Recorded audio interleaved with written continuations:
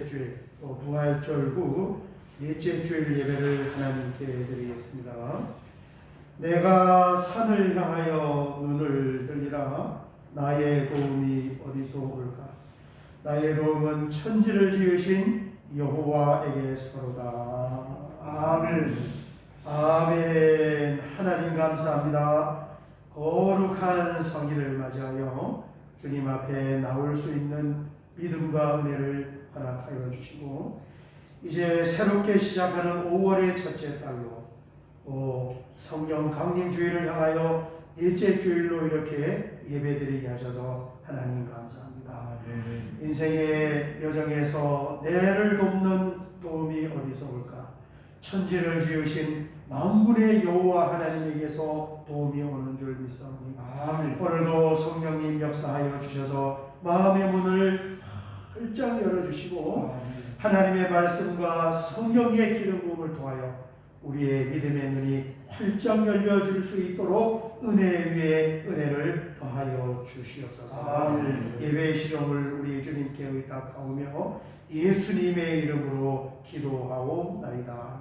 아멘. 아멘. 사도신경으로 신앙 고백 드리겠습니다.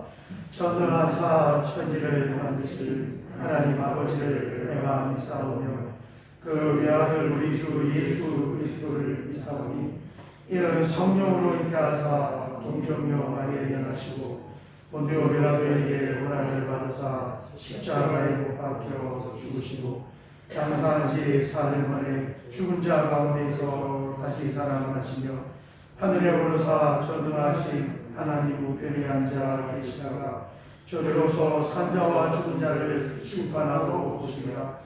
성령을 믿사오며 거룩한 공예와 성도가 서로 교통하는 것과 죄를 사하여 주시는 것과 몸이 다시 사는 것과 영원히 사는 것을 믿사오나이다. 아멘. 찬송가 542장을 드린 후에 우리를 대표하여 박일석 장로님께서 기도하시겠습니다. 찬송가 542장입니다.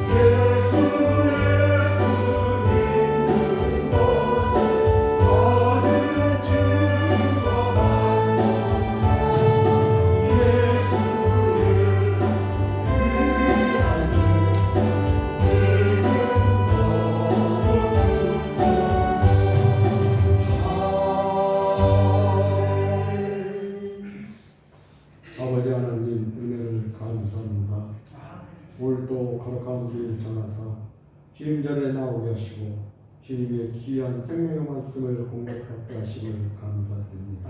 아멘. 아버지 하나님, 이 시간 먼저 지난 한 주간을 돌아보게 하옵소서. 주님의 작은 나의 주권자이시며 생사화복을 주장하고 계시지만 저희들은 주님의 기쁜 마음을 헤아리지 못하고 세상 일에만 몰두하며 주님을 제대로 섬기지 못함을 고백합니다. 국물을 베풀어 주시고 십자가의 사랑을 용서하여 주옵소서. 아버지 하나님, 5월은 가정의 달입니다. 성도들 가정을 돌봐주시기를 소원합니다. 아멘. 하나님이 이루어주신 우리의 가정들이 이 땅의 작은 천국이 되어 가족들이 쉼을 얻고 위로받으며 영적인 풍성함을 누리는 복된 처소가 되게 하여 주옵소서.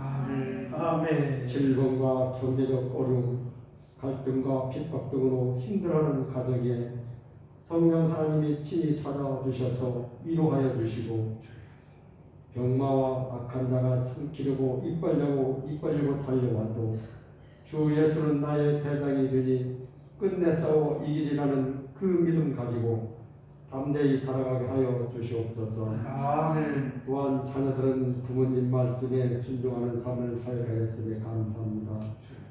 10계명 중 하나님을 사랑하는 것을 첫째 계명으로 하시고 사람에 대한 계명으로서 부모를 공경하는 것을 첫째 전해 주신 의미를 깨닫기를 원합니다.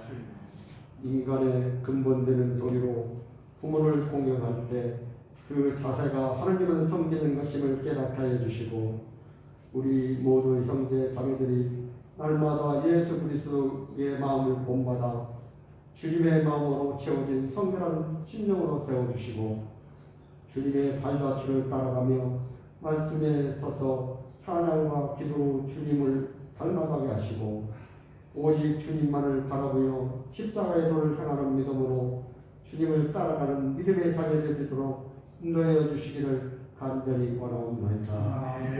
아버지 하나님, 이 시간도 우리 목사님 한 위에 세우셨사오니 장정으로 팔로 붙으시고 말씀 증거할 때에 저희들이 심령이 쪼개어져 그 말씀이 가슴 깊이 새겨지게 하시고 그 말씀을 인해 오직 주님만이 나의 모든 것이라는 것을 깨달을 수 있도록 하여 주시기를 간절히 원하며 우리를 구원하신 주 예수 이름으로 기도하옵나이다. 아멘. 아멘. 아멘. 오늘 함께 나눌 하나님 말씀은 사도행전 23장 12절 이하의 말씀을 사도행전 23장 12절에서 16절까지 같이 봉독하겠습니다. 날이 새매 유대인들이 밤을 지어 맹세하되 바울을 죽이기 전에는 먹지도 아니하고 마시지도 아니하겠다 하고 이같이 분명한 자가 40여 명이다. 대제사장들과 장로들에게 가서 말하되 우리가 바울을 죽이기 전에는 아무것도 먹지 않기로 굳게 맹세하였으니 이제 너희는 그의 사실을 더 자세히 물어보는 척 하면서 공회와 함께 천부장에게 청하여 바울을 너희에게로 데리고 내려오게 하라. 우리는 그가 가까이 오기 전에 죽이기로 준비하였노라 하더니 바울의 생질이 그들의 매복하여 있다 함을 듣고 와서 영내에 들어가 바울에게 달린지라. 아멘. 5월달이 시작이 되었습니다. 여러분, 이번 한 달에도 하나님께서 우리의 각 심령에 또 특별히 가정의 달에 각각의 가정에 우리 자녀들의 가정에 은혜와 평강과 하나님이 주시는 복이 넘칠 수 있으시기를 주의 이름으로 축원합니다.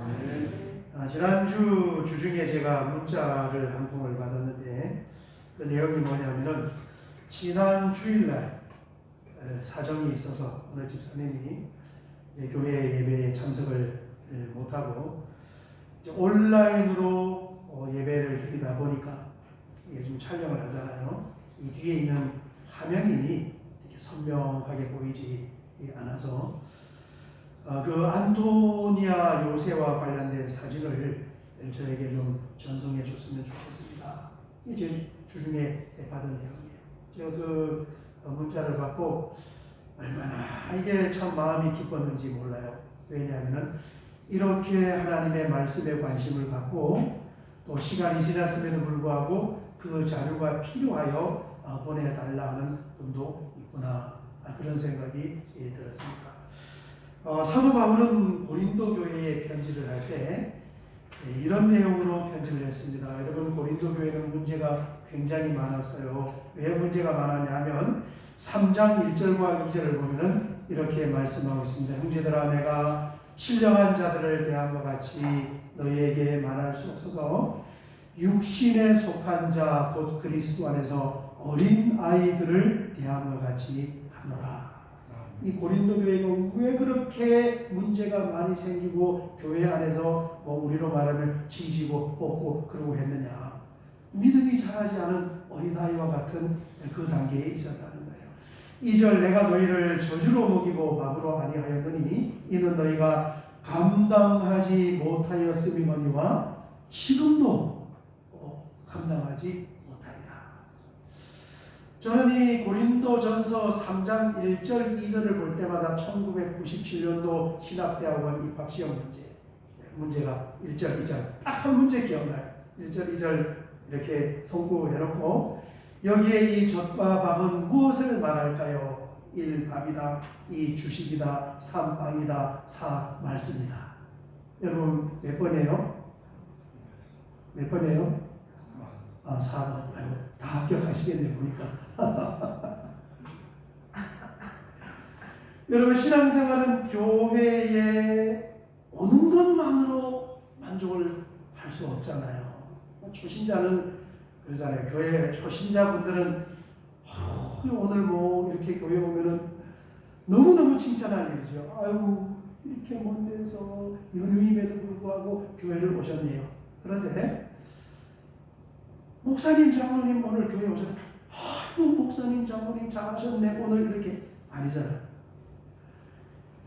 우리는 말씀을 먹어야 믿음이 자라고 청소년 단계, 영적인 청년 단계, 장년 단계로 자라가는 줄 믿습니다. 이건 정확히 틀림없습니다. 여러분, 하나님의 말씀을 통하여서 믿음이 잘 자라서 하나님의 나라와 그리스도의 몸된 교회의 기둥처럼 세워질 수 있으시기를 주의 이름으로 축원합니다. 말씀을 먹어야 돼. 못 먹인다잖아요. 저밖에 못 먹는 거예요. 그 당시에 개척하고 담임할 때도 저주로 먹였지만 지금도 여전히 젖먹는다는 거예요. 사도 바울이 3차 선교여행을 마치고 예루살렘에 들어가서 선교복을 하고 성전에 들어갔다가 오해이기도 하고 문명이기도 하고 거기서 체포가 되었습니다. 그래서 어디에 갇히게 되었나요? 안토니아 요새라는 그 건물에 갇히게 되었습니다. 사진을 한번 보면 안토니아 요새, 저기 이제 귀퉁이, 지난주에는 전체를 다 보였는데 저 어마어마하게 큰 건물이에요. 가로가 120m, 세로가 40m, 높이가 50m 되는 저기에서는 예루살렘에서 로마의 법정이 열리게 되면 재판정으로 저 건물이 쓰이기도 하고 예수님 당시에 빌라도가 저기에서 예수님을 재판을 했습니다. 그래서 성지순례의 가장 절정이 되는 그 비아 도로로사라는 출발이 되는 그 지점이 바로 제주입니다. 그래서 여러분 나중에 성지순례 갔을 때 그 가이드 하는 분이 여러분 내일은 굉장히 중요한 일정을 하게 됩니다. 우리가 비아 도로로사 길을 걷게 되는데 그 출발점이 안토니아 요새입니다. 그러면은 무슨 말씀인지 이제 다 알아들으시겠죠? 바로 성전 옆에 붙였던 저 요새의 건물 감시하려고. 지금은 없어요. 초등학교가 들어와 있단 말이에요. 거기서부터 출발하는 1지점이 되는 것입니다. 이 경찰서와 유치장과 같은 그런 이 로마 분이 주둔하던 그런 곳인데 사실은 보면요, 이 당시 사도 바울에게 있어서는 저기가 가장 안전한 곳이다. 밖에 나오는 유대인들이 죽이는 거예요. 넌센스 퀴즈. 누군가가 나를 죽이려고 할 때 가장 안전한 곳은 어딜까? 1. 친정으로 도피한다. 2. 해외로 도피한다. 3. 죄를 짓고 감옥 속으로 들어간다. 몇 번이에요? 3번이 3번. 감옥 속에 들어가면 제일 안전해. 오늘 시험 많이 보네요. 저 요새 안에 지금 사도 바울이 꽁꽁꽁꽁 그렇게 묶여져 있지만은 사실은 숨겨져 있어요. 야, 이 하나님의 보호가 놀라워요.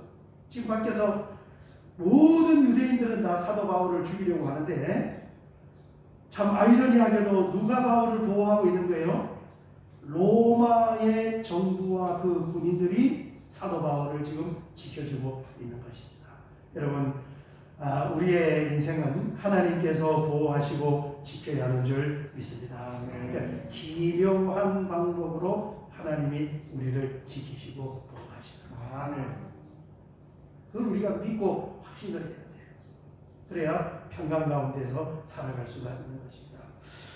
오늘 본문 23장 12절 바울에 대한 23장은 암살 의모장입니다. 21장 체포, 22장 안토니아 요새 계단에서 연설을 하고 그 다음에 23장은 사도 바울을 그 연설을 들은 유대인들의 반응이 뭐냐면은 와 간증이잖아요. 내가 원래 예수 안 믿던 사람 핍박하는 사람인데 다메섹 도성에서 예수님 만나고 이방인에게 복음을 전한 사도로 부름을 받아서 내가 이렇게 살아가고 있습니다. 그 간증을 했을 때 반응이 와 하면서 막 죽이려고 그런 거예요. 그래서 천부장이 빼가지고 지금 저기다 가둬놨는데 자 저기에다 가두니까 이제 유대인들이 어떻게 하냐면은 어떻게 하든 이 사도 바울을 바깥으로 끌어내어서 암살을 하려고 하는 거예요. 이거 오늘 우리가 함께 읽은 본문 말씀인데 뭐 교회 좀 다닌 분들은 다 들어본 말씀입니다. 나리샘의 유대인들이 당을 지어 맹세하게 바울을 죽이기 전에는 먹지도 아니하고 마시지도 아니하겠다 하고 이같이 동맹한 자가 40여 명이더라. 이 동맹은 굳게 결속. 이 성경에 딱 한 번 쓰임. 얼마나 견고하게 사도 바울을 죽이려고 맹세하고 동맹을 하고 시금을 전폐하고 14절 대제사장들과 장로들에게 가서 말하되 우리가 바울을 죽이기 전에는 아무것도 먹지 않기로 굳게 맹세하였으니 아멘. 이제 배경이 좀 이렇게 보여야 돼요. 여러분 이런 말씀을 우리가 관심을 가지고 들을 수 있어야 된단 말이에요. 왜냐하면 믿음은 무엇을 통하여 나는 거예요? 하나님의 말씀을 통하여. 이제 교회 다닌 지 30년, 40년, 50년쯤 되었으면 이 성경이 흘러가는 가장 중요한 부분이잖아요. 어떻게 지금 교회가 세워지고 있는가? 이 예루살렘의 현장에서 어떤 그 현장에서 이루어졌는가? 우리가 실제로 가보지는 못했지만 지금은 사진이 다 있고 자료가 있으니까 얼마나 감사해요. 그렇습니다. 그래서 이제 이 요세푸스 역사가에 의하면 저 40여 명이 맹세를 하고 다짐을 하고 드러났지만은 그걸 뒤에서 대제사장이 아마 사주를 했을 것이다. 이 대제사장이 암살단까지도 가지고 있었다는 거예요. 그렇습니다. 15절 보겠습니다. 15절 어떻게 작전을 짰냐. 이제 너희는 그의 사실을 사도 바울에게 사실을 더 자세히 물어보는 척 하면서 공회입니다. 산헤드린 공회와 함께 천부장에게 청하여 바울을 너희에게로 데리고 내려오게 하라. 지금 이 안토니아 요새에 갇혀 있는 바울을 산헤드린 공회가 있는 데까지 좀 이동을 시켜달라는 거예요. 거기에 법정에 다시 한번 증인으로 세워주면 그 이동하는 과정 가운데서 우리가 그가 가까이 오기 전에 죽이기로 준비하였노라 하느니. 이해가 되시면 아멘 하시기 바랍니다. 이렇게 성경이 디테일하게 표현을 잘 해놓았단 말이에요. 산헤드린 공회는 대제사장이 의장이고 우리로 말하면 국회입니다. 70명의 대표 바리새인, 사두개인, 장로, 서기관들 70명, 그러니까 총 71명이고 우리로 이 국회의원이 판사와 검사를 겸직하고 있는 거예요. 어마어마한 권력이죠.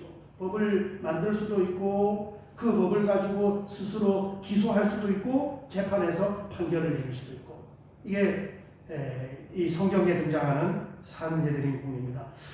자, 이 산헤드린 공회는 어디에 위치하고 있느냐? 제가 지도를 가지고 왔는데 여기에 위치하고 있습니다. 지도를 보면 이게 잘 보이려는가 모르겠는데요. 여기 보면은 이 산헤드린 공회는 대제사장의 관적 거기에서 보인단 말이에요. 그래서 대제사장 관청이 어디냐면 여기가 관청입니다. 성전은 여기예요. 여기가 안토니아 요새예요. 그러니까 오늘 성경 본문을 보면 이 안토니아 요새에 갇혀있는 사도 바울을 여기까지 좀 오게끔 여기 법정에 세워달라 그러면은 오는 이 과정에서 암살을 하겠다. 이 내용이잖아요. 거리가 좀 있어요. 여기 지도를 보면 여기가 안토니아 요새고 800m쯤 이렇게 가서 여기가 비아도로로사 예수님의 십자가 골고다 언덕이고 이 법정 밑에 마가의 다락방이 있어서 예수님이 최후에 이 마가의 다락방에서 만찬을 하시고 겟세마네 동산 여기에 가서 기도하시고 체포되어 이 법정에서 대제사장에게 이 법정에서 공회에서 사형 언도를 받고 여기 안토니아 요셉을 보내줘서 최종 판결을 빌라도부터 받는 이 지도가 되겠습니다. 그런데 이 산헤드린 공회가 열리는 대제사장의 그 관청을 이제 후의 역사는 뭐라고 부르냐면은 글씨가 보일지 모르겠는데 여기를 뭐라고 불러요? 가야바 법정이다 이렇게 불러요. 왜 저 산헤드린 공회가 있는 대제사장의 관청을 후대의 사람들이 가야바 법정이라고 이름을 붙였는가? 저기에서 체포가 되어 예수님께서 재판을 받을 그 당시에 대제사장이 누구냐면은 가야바라는 사람이었어요. 그래서 그 부분을 우리가 이제 복음서를 읽을 때 잘 모르고 이렇게 읽었는데 오늘 성경 복음서를 한번 찾아보면 예수님께서 여기 가서 기도하시고 체포되어 가야바 법정 산헤드린 공회에서 사형의 언도를 받으면서 이동을 해서 여기 가서 빌라도 앞에 세워지게 된단 말이에요. 여러분 그 과정을 한번 보겠습니다. 마태복음 26장 57절 57절 보면 예수를 잡은 자들이 겟세마네 동산에서 붙잡았습니다. 그를 끌고 대제사장 가야바에게로 가니 거기가 산헤드린 공회이고 법정이에요. 거기 서기관들과 장로들이 모여있더라. 공회 의원들이 지금 모여있는 거예요. 71명입니다. 57절 베드로가 멀찍이 예수를 따라 대제사장의 집 뜰에까지 가서 그 결말을 보려고 앉아 들어가 하인들과 함께 앉아있더라. 여기 가야바 법정의 관청의 뜰에 들어갔어요. 마태복음은 저렇게만 기록하고 있지만 요한복음을 보면은 저기 가서 날씨가 쌀쌀해서 불을 쬐는 그 가운데에 여종이 물어볼 때에 세 번 나는 저 사람과 아무 상관없습니다. 나는 저 사람을 모릅니다. 이렇게 부인하는 그 현장이 지금 57절입니다. 여기에서 이제 다음 절을 보면은 27절 이게 지금 법정에 들어가는데 27장 1절 2절을 보면 새벽에 모든 대제사장과 백성의 장로들이 예수를 죽이려고 함께 의논하고 심리를 하고 당시에는 이제 로마의 통치를 받았기 때문에 유대인들 자체가 사형을 집행을 할 수가 없어요. 구형을 하는 거죠. 검사가 되어서 이 사람은 죽여야 되겠구나. 그러니까 1차적으로 성육신하신 하나님께서 이 땅에 오셔서 유대인들의 종교 법정에서 1차적으로 사형이 결정이 된 거예요. 그래서 죽이기로 함께 의논을 하고 자기들에게 죽일 권한이 없으니까 그 죽일 판결을 내릴 수 있는 어디로? 로마 법정으로 안토니아 요새로 이동을 하는 것이 2절입니다. 결박하여 끌고 가서 총독 빌라도에게 넘겨주리라. 그래서 최종적으로 안토니아 요새 빌라도 법정에서 예수님의 사형이 확정이 된 거예요. 여러분, 하나님이 이 땅에 오셔도 눈이 잠겨진 사람들은 그 하나님을 보지 못하고, 유대인들은 종교 법정에서 그 하나님의 아들을 사형을 결정을 했고, 그 다음에 로마인 이방 법정도 예수님을 사형을 시켜버린 것입니다.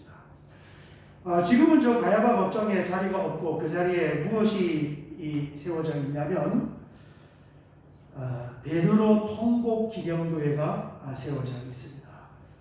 이것도 역시 사진을 가지고 왔어요. 여기 보면 아까 보았던 이 안토니아 요새에서 이렇게 밑으로 쭉 내려와서 있던 그 가야바 법정이 뭐 역사가 지나면서 거부는 다 무너지고 없는 거지요. 그리고 그 자리에다가 기념하여 교회를 세워놨는데, 저 교회가 무슨 교회라고요? 베드로 통곡 기념교회다. 그래서 특이한 그 부분이 한 부분이 있는데, 저기 가운데 본당 위에 보면 십자가가 있고, 그 십자가 위에 이 금색으로 뭘 하나를 만들어다가 이렇게 붙여놨어요. 우리 마당에서 오늘 제가 우리 교회 십자가를 보니까 우리 교회도 십자가 위에 하나가 뭐가 붙어 있더라고요. 여러분, 우리 교회 십자가 위에는 뭐가 붙어 있어요? 피레침이 붙어 있어요. 피레침. 근데 저기 십자가 위에 뭘 붙여놨냐면은 닭형상을 붙여놨어요. 왜냐하면 저 가야바 법정의 뜰에서 베드로가 거기서 통곡을 했다. 왜 통곡을 했냐면 예수님께서 야, 너가 그렇게 나를 잘 믿는다고 큰 소리 치냐? 오늘 새벽 닭 울기 전에 네가 나를 3번 부인하리라. 이 말씀을 주셨는데 진짜 3번을 부인한 거예요. 부인하고 난 후에 보니까 그 말씀이 기억이 나서 거기서 통곡을 하고, 그래서 가야바 법정은 지금 없어졌지만 그 자리에 뭐가 있느냐? 사도 베드로의 통곡 기념교회가 저렇게 세워져 있는 것입니다. 아무튼 오늘 본문에 바울 사도를 죽이려는 이 암살자들이, 여러분 지도 아까 안토니아 요새에서 밑에 있는 산헤드린 공회까지 좀 이렇게 이동을 시켜 주십시오. 그 중간에 우리가 숨어 있다가 암살을 하겠습니다. 우리로 말하면 서대문 형무소에서 여의도 국회까지 좀 이 사람을 보내주세요. 중간에 매복하고 있다가 바울을 죽이겠습니다. 여러분, 세상에 비밀이 없습니다. 이렇게 이들이 이 모의를 꾸몄는데 이 사실을 누가 알게 되었냐면요, 바울의 조카가 듣게. 왜냐하면 사도 바울이 원래 바리새파잖아요. 바리새 중에서도 랍비 출신이어서 굉장히 유명한 사람이죠.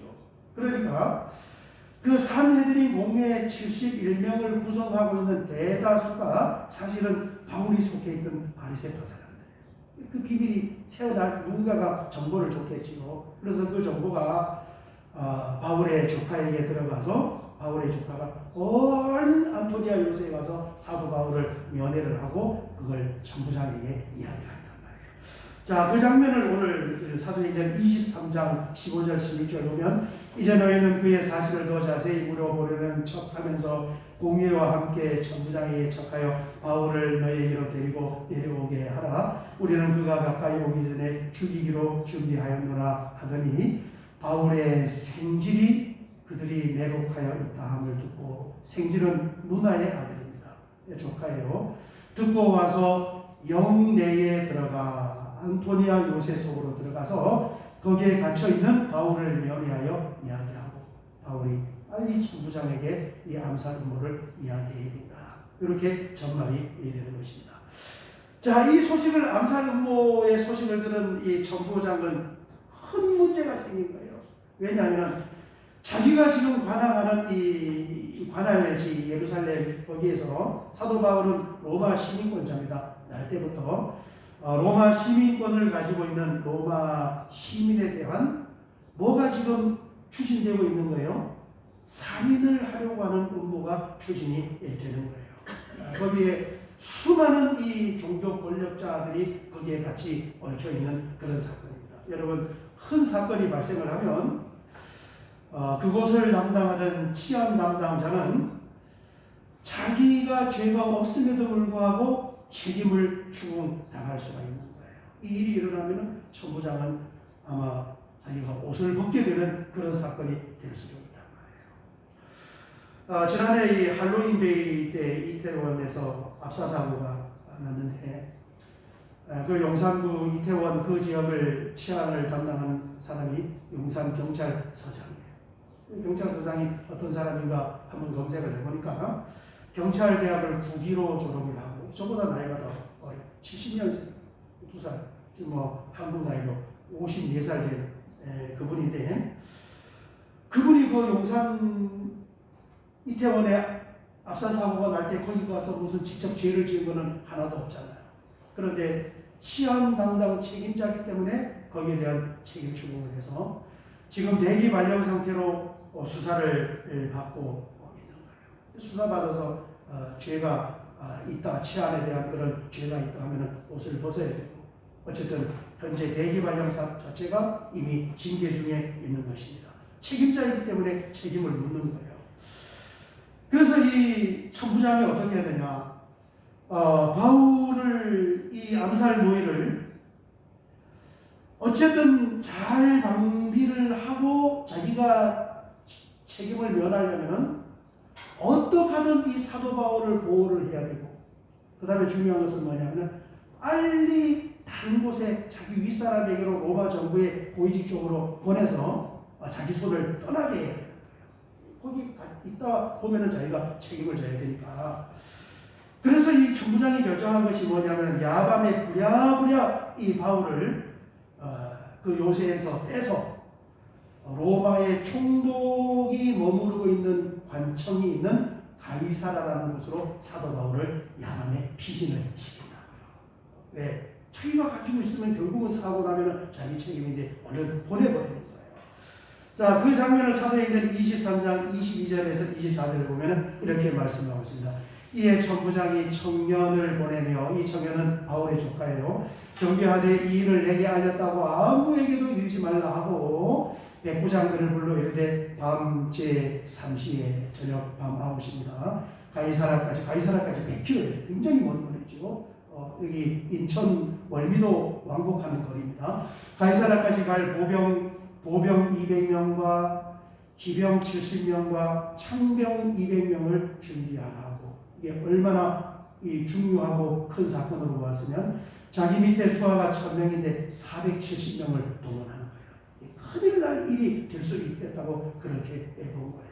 그 다음에 24절 또 바울을 태워 총독 벨리스에게로 무사히 보내기 위하여 짐승을 준비하라 명하여 가이사라로 이렇게 보내려고 하는 것입니다. 야밤에 이송을 하는 거죠. 야밤 도주. 우리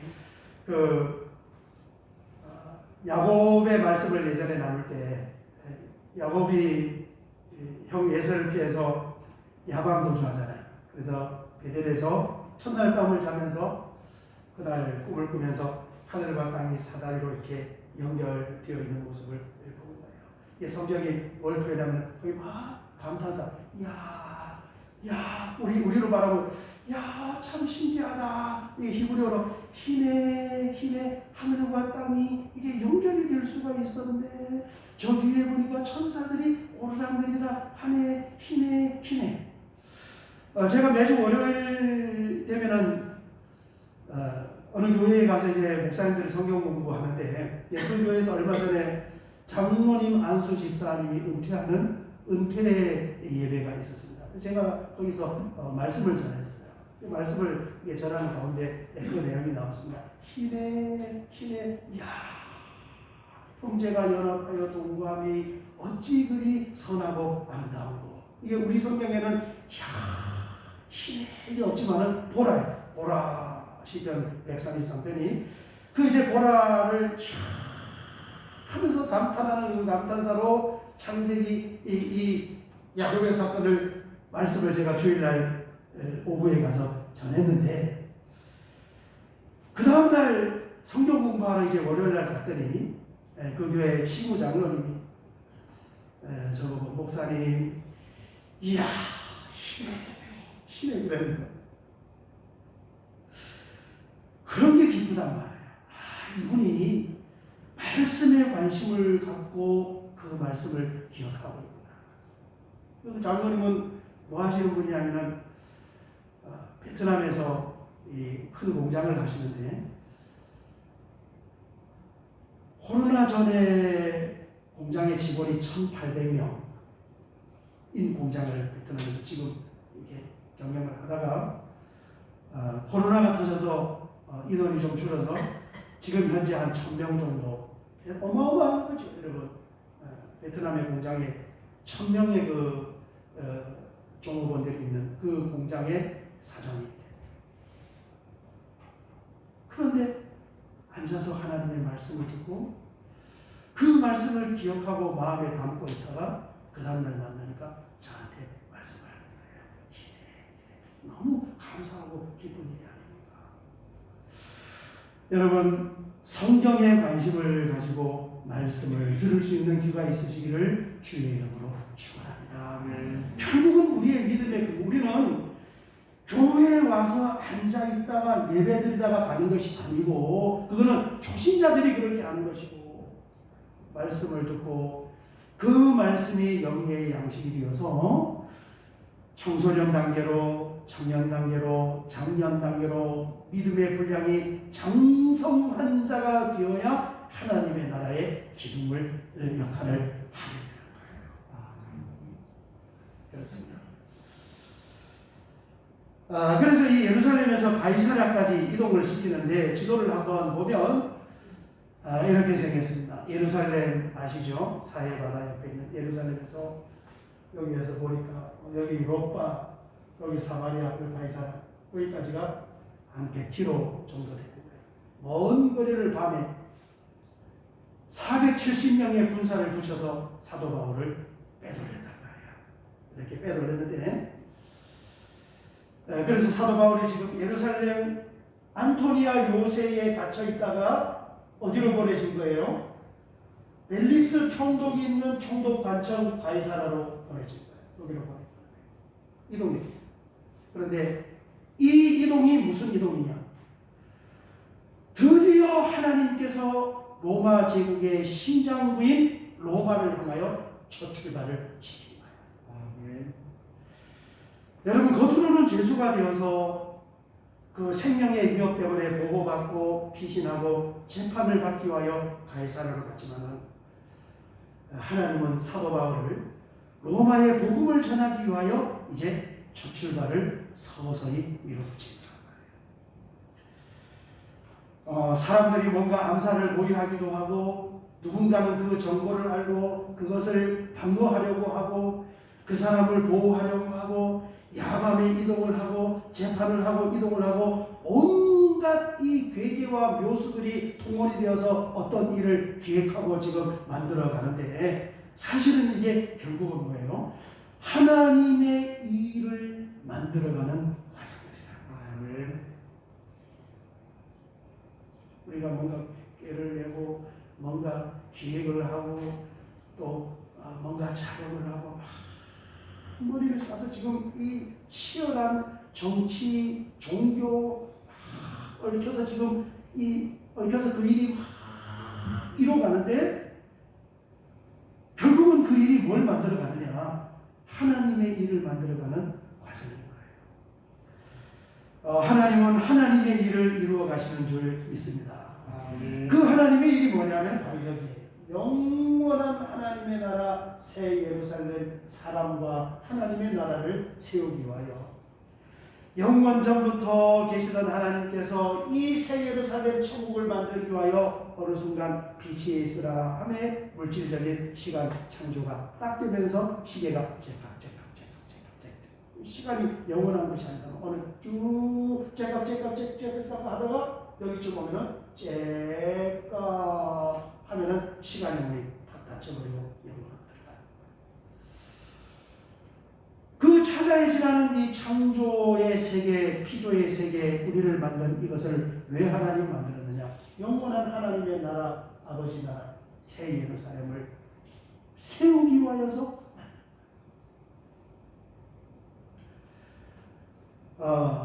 그리고 그것을 하기 위해서 이 땅에 그리스도의 복음을 전파해 주시고 믿는 사람들을 모아서 교회를 형성한 것입니다. 이 현수막을 떼기 전에 무슨 현수막이 붙어 있었냐면은 천국을 누리는 교회 생활이라 하는 현수막이 붙어 있었어요. 제가 요한계시록 끝부분 마지막 부분을 강의를 한 후에 그 현수막을 만들어 붙여 놓았는데 떼기가 너무너무 아쉬웠어요. 너무너무 떼기가 아쉬웠고 그 현수막을 볼 때마다 천국을 누리는 교회 생활이 무엇을 의미하는지가 마음에 이렇게 와닿는 거예요.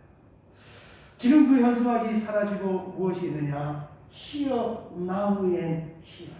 우리는 이 하나님의 은혜 받는 것을 뒤로 미루지 말고 지금 여기에서 마음을 열고 이 놀라운 하나님의 세계를 만들어가는 그 하나님의 은혜를 우리가 같이 공유하고 행복을 누리고 그 다음에 오픈앤 무브 그것을 하기 위하여 마음을 열고 귀를 열고 눈을 열고 마음을 움직이고 손과 발을 움직여야 하는 줄 믿습니다. 아멘.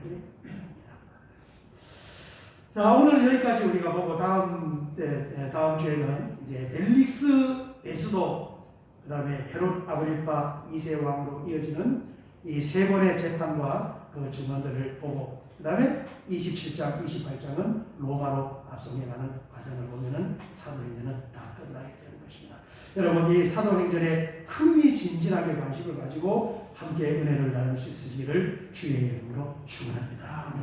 우리 찬양 한 장 드리고 같이 한번 기도하겠습니다. 찬송가 549장입니다. 우리 말씀을 기억하면서 드리겠습니다.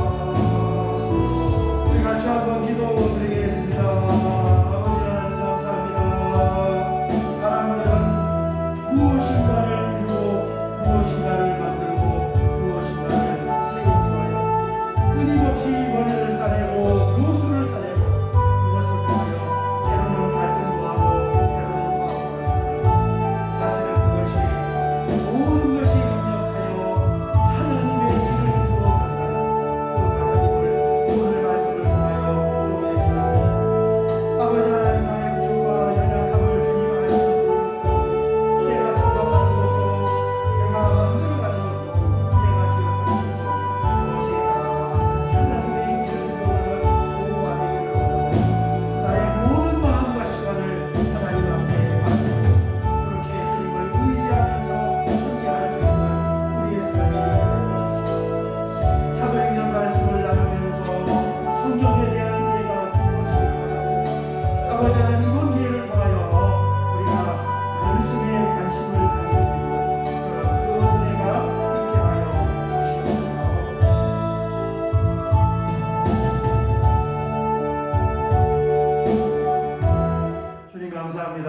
다윗이 고백한 것처럼 주의 말씀이 꿀과 송이꿀보다 더 단이다. 그 하나님의 말씀을 사모하고 말씀을 먹음으로 말미암아 우리의 믿음이 무럭무럭 자랄 수 있도록 하나님 그 은혜를 허락하여 주시옵소서. 고린도 교인들이 지금은 어린아이였지만 나중에는 장성하여 그리스도의 믿음의 분량에 이른 것처럼 우리의 믿음을 잘 성장시켜 주어서 한 사람 한 사람이 하나님의 나라와 그리스도의 몸된 교회에 기둥처럼 쓰임받을 수 있는 복된 인생이 되게 하여 주시옵소서. 예수님의 이름으로 기도하옵나이다. 아멘. 아멘.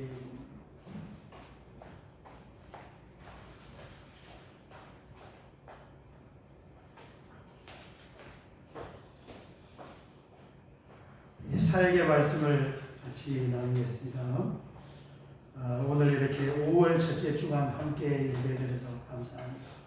여러분 잘 귀가하시고 이번 한 주간도 믿음으로 잘 승리하시기를 바랍니다. 4번을 보시면 교육전도사가 있는데 기도 여러분 좀 기억날 때마다 체험이 될 수 있게끔 지금 난리입니다. 난리. 우리 모든 교단의 서울에 있는 교회들 규모가 있는 교회들도 구하지를 못해서 그렇게 어려움을 겪고 있습니다. 이 교육부서 교사 우리가 이제 찬양팀을 모집을 하면서 그렇게 생각을 하는데 교사진들하고 좀 이렇게 교통정리가 필요한 것 같아서 미루고 있으면서 지금 엉거주춤한 상태에 있는데 여러분 빨리 이루어질 수 있게끔 그렇게 기도해 주시기 바랍니다. 5번을 보시면 메추라기 기도 있습니다. 주님 나의 가정과 일터 교회 자녀들에게 메추라기가 필요합니다. 하나님 나라와 영혼 구원을 위해서 꼭 필요하여 구합니다. 아멘. 아까 말씀드린 그 장로님 베트남에 1000명 조업에 있는 공장을 하니까 돈 잘 벌잖아요. 그래서 그 교회에 매주 간식을 그 장로님이 다 그냥 매주 간식을 하고 그 다음에 월요일에 목회자 성경 공부에 그 성경 공부를 이사장이 되어서 다 섬기며 식사 대접 다 하고 강사분들 사례비까지 다 드리고 어떻게 매출하기 복을 받은 거예요. 1000명 정도만 있으니까. 그러니까 풀로 그렇게 다 섬겨서 많은 목사님들이 말씀을 배우고 나누면서 얼마나 큰 유익을 얻겠습니까? 그 일을 한 사람의 사업가가 하고 있는 거예요. 그래서 하나님께 받고 하나님께 돌려드리고 그렇습니다. 8번을 보시면 선교지 이야기 일본 선교사님 이도현 오은주 선교사님이 6월 2일까지 잠시 귀국을 했는데 귀국했다는 소식을 받자마자 제가 얼른 연락을 해서 몇 주 아니잖아요. 5월 한 달 머무르는 기간 동안 그렇게 해서 다음 주간에 저희 교회 방문해서 일본 선교 말씀을 같이 나누게 됐습니다. 그래서 오랜만에 보시니까 우리가 오전 11시 예배에 다 모여서 전교인 연합 예배를 드리며 일본 선교 소식을 듣도록 하겠습니다. 10번을 보시면 오늘 간식은 세 가정에서 찬조하셨는데 우리 오송채 장로님 생신기념 감사하여 찬조하셨고 우리 성창건 당재희 집사님 5월 7일 성현우 생일 오늘이네 현우 생일 기념 감사하여 간식을 찬조했고 최경혜 집사님 생일 기념을 감사하여 간식을 찬조했습니다. 우리 박수로 축하하고 어느 사역은 주보를 참조해 주시고 마지막 찬송 축복하겠습니다. 오늘 간식 찬송한 가정을 축복하고 또 선포하고 또 서로 축복하겠습니다. 여호와는 너에게 복을 주시기를 원하시면 너무 좋은 찬송이에요. 불멸의 찬송입니다.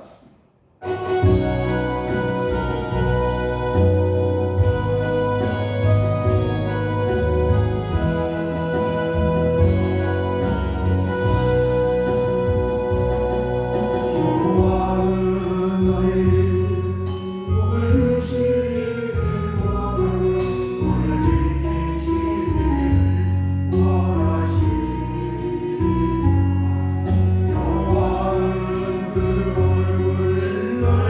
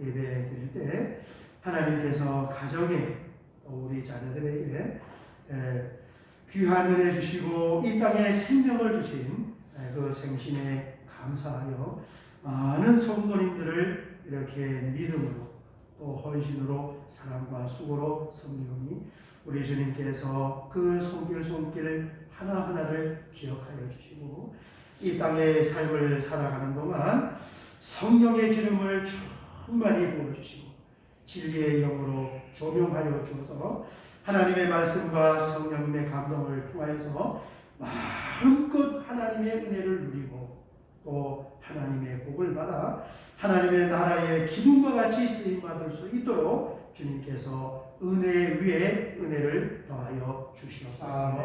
오늘도 귀한 예물을 구별하여 믿음으로 하나님 전에 올려드리오니 주님께서 이 예물을 받으시고 하늘의 신령한 문을 열어주어서 이 땅의 삶을 살아가는 동안 건강하게 살게 하시고 무엇보다도 은혜가 넘쳐 하나님이 주시는 샬롬의 평강 가운데서 살 수 있는 아름답고 복된 인생이 되게 하여 주시옵소서. 부족한 가운데에서도 믿음으로 구별하여 하나님 나라의 축복의 씨앗으로 심으니 이 씨앗이 싹을 피우고 꽃을 피우고 열매를 맺어 만만 하나님 앞에 열매를 영광을 돌릴 수 있는 아름답고 복된 가정으로 복의 복을 더하여 주시옵소서. 지금은 우리 주님 예수 그리스도의 은혜와 하나님 우리 아버지의 그 형언할 수 없는 사랑하심과 성령 하나님의 감화 감동 내주교통기로 충만하심의 역사하시니 오늘 주님 앞에 나와 함께 예배드리며 하나님의 말씀을 받으며 우리가 생각하고 기획하는 모든 것들이 결국은 하나님의 나라를 세워가는 재료가 된다는 것을 기억하며 뜨거운 마음으로 주님을 사랑하며 말씀을 붙잡고 승리하기를 원하는 사랑하는 주의 자녀들 머리에와 이들이 머무르는 삶의 현장과 경영하는 사업장과 가정의 앞날과 자녀들의 미래와 우리 하늘특교의 성도님들이 머무르는 모든 삶의 현장 위에 이제로부터 영원토록 함께 있을지어다. 아멘. 아멘.